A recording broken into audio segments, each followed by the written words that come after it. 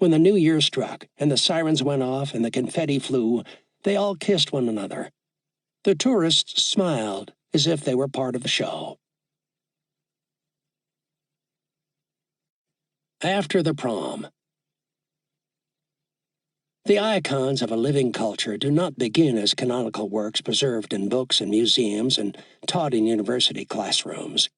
They begin as treasures of living memory, and when official canonization is not forthcoming, they either fade from that memory or remain and survive there, as Norman Rockwell's After the Prom has remained and survived in mine.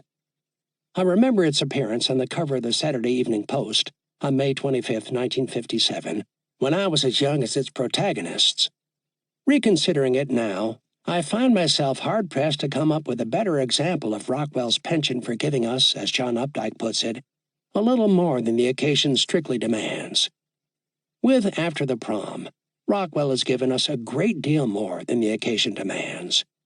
A full-fledged, intricately constructed, deeply knowledgeable work that recruits the total resources of European narrative picture-making to tell the tiny tale of agape he has chosen to portray. All this for the cover of a weekly periodical whose pages will curl and melt before we have forgotten Rockwell's image. The Post version of After the Prom is a reproduction of a painting done in oil pigments on an easel-size, rectangular canvas that is about 13% taller than it is wide. In the narrative of the painting, Rockwell has positioned us so we are at once inside and outside the story. We have just entered a small drugstore in an American town on a spring evening, and now stand facing a 1930s-era soda fountain bathed in golden light and populated by local citizens in 1950s-era clothing. A soda jerk is on duty behind the counter. In the right center of the picture, a blonde girl in a white formal dress and a brown-haired boy in a white dinner jacket and dark slacks sit facing each other on counter stools so that we see them in profile. The boy perches on his stool in an erect posture, holding the girl's purse and gloves before him, with her pale pink sweater draped across his forearm. He looks on proudly as the soda jerk leans across the counter to inhale the fragrance of the girl's gardenia corsage. She lifts the flowers from her shoulder to present them to him. The third customer at the counter, partially cropped by the left edge of the picture, sits on a stool with his back to us, holding a cup of coffee in his right hand. He glances over and smiles as the soda jerk sniffs the gardenia. A working man and almost certainly a war veteran, he wears a tattered bomber jacket, an Air Force cap with a visor, and khaki pants. The small-town consanguinity of the group is emphasized by the fact that all four figures in the painting bear a vague resemblance to one another. The boy and the soda jerk, who have the same nose, chin, and eyebrows, are almost certainly brothers. Everyone in the picture is smiling the same small smile, and we, as beholders, both inside and outside this cozy scene, are invited to smile as well. We are inside the store, but not up at the counter. Even so, the open picture plane still welcomes us. It implies that even though it is best to be a part of the community, just being a part of the society is not so bad, because even though we cannot smell the gardenia, we can inhale the atmosphere of the benign tableau arranged around it. The clustered burst of white in the center of Rockwell's painting constitutes our gardenia. We stand in the same relationship to that white blossom of tactile paint as the soda jerk does to the girl's corsage. To compose this scene, Rockwell has divided the vertical rectangle of his picture in the traditional European manner by laying the short side of the rectangle off against its long side, creating two overlapping squares whose intersecting diagonals create the picture's armature. The bottom line of the upper square runs along the tile line at the base of the stools. The top line of the lower square runs exactly through the boy's sight line, marking one of the horizon lines in the bent space of the painting. The whole action of the picture occurs within the overlapping area of the two squares, at or just below our eye level. The counter, the kick rail, and the floor tile create a harmonic sequence of strong horizontals that intersect the regular verticals of the stools, the wood paneling, and the signs on the wall behind the counter. This, in turn, creates an architectural grid into which the human figures are arranged in an intricate pattern of rhyming angles. The front edge of the girl's dress, her upper arm, and the soda jerk's extended left forearm all lie on left slanting 45-degree angles. The veteran's lower leg and the boy's upper leg lie on right slanting 45-degree angles that reinforce the right slanting 45-degree sight line of the soda jerk as he gazes at the gardenia. The boy's upper leg intersects the front of the girl's dress at a right angle, just above the horizontal center line of the painting. This creates an inverted triangle that cradles the intimate action of the picture. The upper leg of the veteran and the boy's lower leg lie exactly on a falling 30-degree line that traverses the picture. So their bent legs create two symmetrically opposed 70-degree angles, like arrows, pointing to the girl, who is the center of all their attention. The pencil behind the soda jerk's ear, also on a 30-degree angle, points out the girl as well. In his most elegant formal maneuver, Rockwell takes the right-pointing triangle created by the working man's bent leg and the left edge of the canvas and rotates it 90 degrees to the right, so it reappears as the upward-pointing triangle created by the soda jerk's bent left arm and the top of the counter. In this way, Rockwell invests the static, symmetrical encounter between the boy and the girl with dynamic balance by shifting its center of gravity about 13% upward and to the right, as indicated by the direction of the pointing triangles, to a point marked by the inverted triangle that cradles the central action. This device, combined with his cropping of the counter on the left and right, creates a picture that, although harmonious and delicately balanced within itself, does not feel self-enclosed or claustrophobic. It still opens out. It still includes us. To achieve this peculiar blend of inclusion and exclusion, Rockwell employs a pictorial strategy invented in late 18th century France and subtly alters it to his own purposes. As Michael Fried points out in Absorption and Theatricality, Painting and Beholder, The Age of Diderot, 1980, one of the idiosyncratic inventions of the period was the practice of inserting a surrogate beholder into narrative pictures, a character whose response to the action we may take as a cue, and through whose eyes we are presumed to see the scene portrayed in its optimum configuration. This device is employed as a naughty joke in Jean-Honoré Fragonard's The Swing, where the surrogate beholder has a revealing view of the young lady in the swing that is not available to us.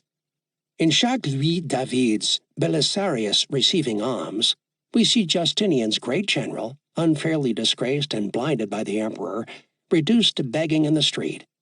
One of Belisarius's soldiers stands in the background facing us, witnessing the scene we see from the opposite side. His horror and alarm cue our own responses, and his presence renders the action of the painting self-enclosed, as if we were seeing this drama from outside the moment and behind the proscenium. In After the Prom, the soda jerk is our surrogate beholder, or inhaler in this case. His response is clearly a cue to our own, but with a difference.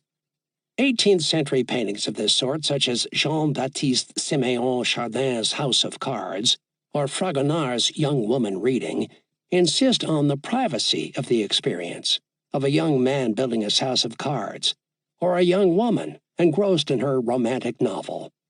By extension, the private experience of absorbed beholder inside the painting is presumed to be analogous to that of the absorbed beholder outside the painting.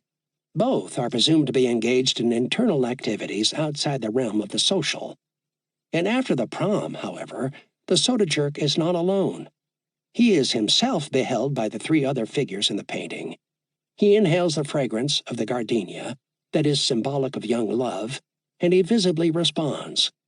The other figures in the painting respond to his responses, and to one another. We respond to the totality of these responses, but we are not alone either. We are joined by the many citizens glancing at their weekly issue of the Saturday Evening Post. The innocent relationship between the two young people, then, is less the subject of than the occasion for Rockwell's picture. The generosity of the characters' responses, and of our own, is the painting's true argumentative moral subject. And this was especially true in 1957, when Rockwell's prescient visual argument that the kids are all right was far from de rigueur. Having been a kid in 1957, I can testify to the welcome reassurance of Rockwell's benediction.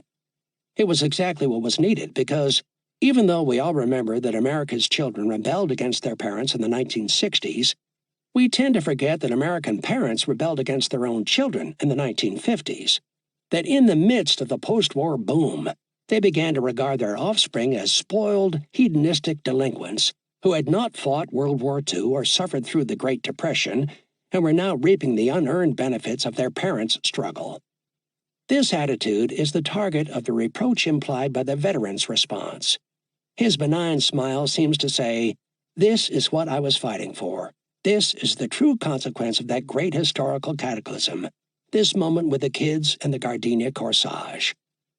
Rockwell's picture, then, opposes the comfortable, suspicious pessimism of the 1950s and proposes, in its place, a tolerance for and faith in the young as the ground-level condition of democracy. And, strangely enough, this is probably the single aspect of Rockwell's work that distinguishes him as a peculiarly American artist. In all other aspects, Rockwell was a profoundly European painter of the bourgeois social world, in an American tradition that has almost no social painters and very few paintings that portray groups of people at all, except at ceremonial occasions in faux democratic history paintings or as figures in a landscape.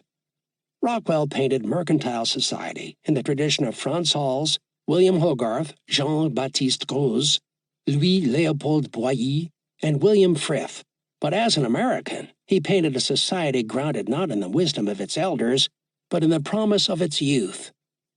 This, I think, accounts for the perfect inversion of European convention in After the Prom.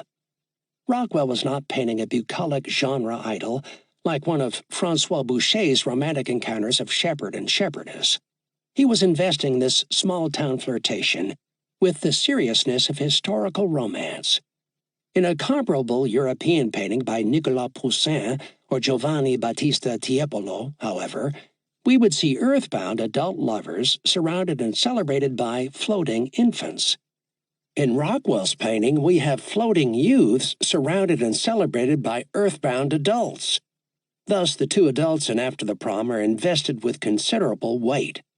The soda jerk leans theatrically on the counter. The veteran sits heavily on his stool, leans against the counter, and rests his foot on the rail. The force of gravity is made further visible by the draped sweater on the boy's arm and the hanging keys on the veteran's belt, while the two young people, in their whiteness and brightness, float above the floor, in one of the most complex achieved emblems of agape, tolerance, and youthful promise ever painted. Even as After the Prom was being painted, however, the Saturday Evening Post was in the midst of phasing out the kinds of paintings that Norman Rockwell had created for its covers since 1916. These covers were justifiably famous and much beloved, but the times were a-changin', and in the rush of things, Rockwell's vignettes of everyday life quickly succumbed to the rising vogue for celebrity icons among American media providers. As a consequence, the last great poet of American childhood, the Jan Vermeer of this nation's domestic history, concluded his career as a glorified paparazzo. For more than 40 years, Rockwell beguiled American citizens with generous and felicitous representations of themselves. He ended up painting pseudo-heroic portraits of their public surrogates and illustrating moral platitudes. Of the first 310 covers Rockwell painted for the Saturday Evening Post between May 1916 and September 1960, 306 portray ordinary Americans. Only 4 portray celebrities: Dwight Eisenhower twice, Adlai Stevenson, and Bob Hope. Of the last 12 covers he painted between October 1960 and December 1963, 7 portray celebrities, 3 of which are paintings of John F. Kennedy. Included among Rockwell's last non-celebrity covers is one of those egregious moralizing Victorian tableaux, April 1, 1961, of the sort once commissioned from the painter Lord Frederick Leighton. The world's peoples attired in ethnic regalia, across whom text implores us to do unto others as you would have them do unto you.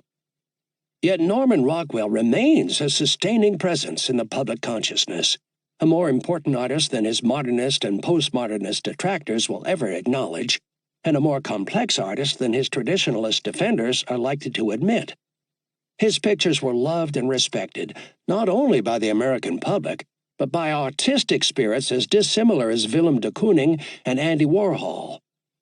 During the 40 years since the zenith of Rockwell's career, the commercial illustrators with whom he competed for jobs have become historical footnotes, as have 99% of the modern artists whose work was presumed to be infinitely superior to his, as in fact has modernism itself. During Rockwell's public vogue, popular narratives in all media were routinely compared to his way of looking at the world, and even today the vast preponderance of these narratives begin by evoking some version of his domestic universe, then place that cosmos in jeopardy through the machinations of criminals, bureaucrats, aliens, or asteroids. All of this suggests that the American vision Norman Rockwell invented and refined, which was supplanted by the rise of celebrity culture in the 1960s, was that which was new. In the history of art, Rockwell was the last, best practitioner of a tradition of social painting that began in the 17th century. In the history of America's democracy and popular culture, he was the first, and maybe the last, visual artist who aspired to charm us all, and for nearly half a century, he managed to do it. Viewed from this perspective, the last anecdotal vignette Rockwell painted for the cover of the Saturday Evening Post, November 3, 1962, seems ominously prophetic. In this painting, Lunch Break with a Knight, the night guard at the Higgins Armory Museum in Worcester, Massachusetts, sits in semi-darkness on the edge of a pedestal upon which a knight in full armor, astride his festooned and armored charger, presents a lance that disappears out of the top of the picture, so both horse and rider seem suspended from it, as if on a merry-go-round. The museum guard is tucked into the lower right corner of the picture, the least dominant position in the rectangle. We hardly notice him at first, and when we do, it's clear that the little guy is tired and a bit bored. He sits there with an open napkin on his lap and pours himself a cup of coffee from his thermos. He seems prepared to wait out a long and tedious night amid his gleaming, posturing, heroic charges. At that moment, in the early 1960s, so were we all. The painting of the night guard marks the end of what I consider to be the real, or at least the important, Norman Rockwell. The picture seems to be telling us that, and perhaps Rockwell knew it himself. Or perhaps he didn't. In any case, he eagerly participated in his own sanctification, or maturation, as he would have called it. Having never had a proper American childhood, Rockwell had always been, in his own perception, a child at heart and an instinctive outsider. During this period, as Rockwell underwent psychotherapy, he stopped thinking of himself as a big kid making pictures to make friends, and started thinking of himself as a mature artist, as an authority on kids, like his two friends Eric Erikson and Robert Coles. Psychotherapist Eric Erikson, a former student of Anna Freud's, was one of Boston's first child analysts and the author of Childhood and Society, 1950, the book that introduced the term identity crisis into the lexicon of American childhood. Robert Coles's book Children of Crisis, 1967, dealt with the effects of the civil rights movement on children in the South, and his story of Ruby Bridges may have provided the inspiration for the young black girl walking to her newly integrated school in New Orleans, escorted by federal marshals in Rockwell's The Problem We All Live With, 1964. As strong and accomplished as this picture is, however, its cool Davidian remoteness marks the end of Rockwell's instinctive identification with the citizens he painted and the beginning of his tenure as a member of the nation's new therapeutic power elite. Rockwell would never gain any real access to Erikson's and Coles's peculiarly psychologized and Germanic vision of culture and childhood, but from this time forward, he would routinely mistake his friend's vocation for his own. He would generalize from particulars in the manner of a social scientist, rather than particularizing generalities as he had always done. Henceforth, like a painter king, he would paint his subjects rather than other citizens of the Republic. He would illustrate issues rather than portraying other children of folly like himself. In his notes for a 1966 speech, although not in the lecture itself, Rockwell explains this shift. He begins by announcing, "There was a change in the thought climate in America, brought on by scientific advances, the atom bomb, 2 world wars, Mr. Freud, and psychology.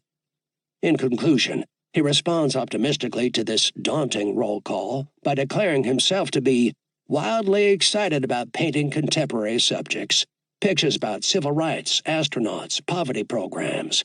It's wonderful.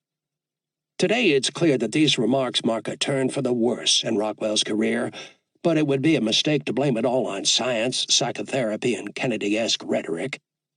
The truth is that even though Rockwell was one of the great visual narrators of the 20th century, he always thought of himself as an illustrator, and finally he became one.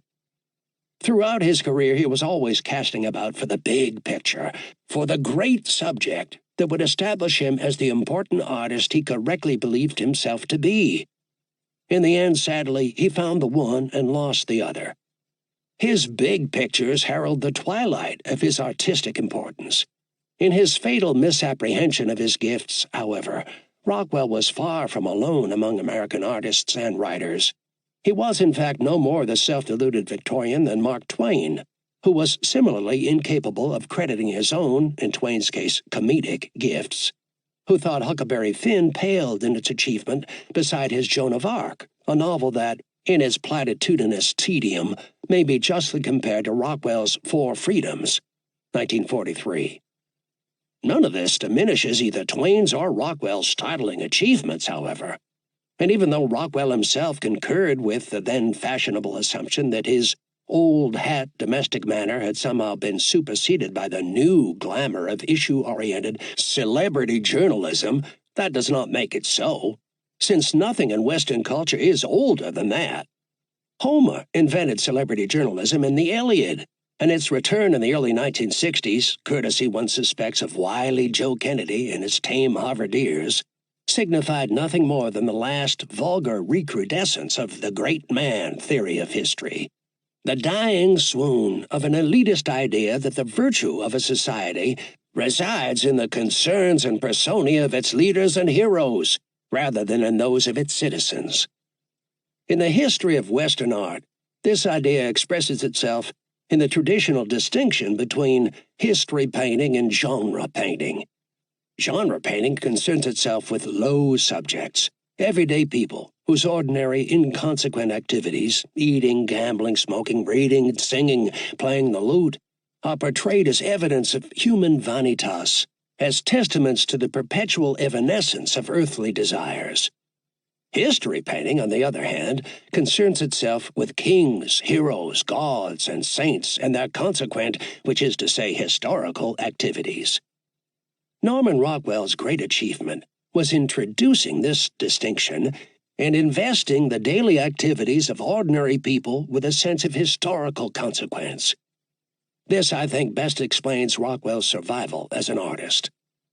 Put simply, Norman Rockwell invented democratic history painting, an artistic practice based on an informing vision of history conceived of and portrayed as the cumulative actions of millions of ordinary human beings, living in historical time, growing up and growing old.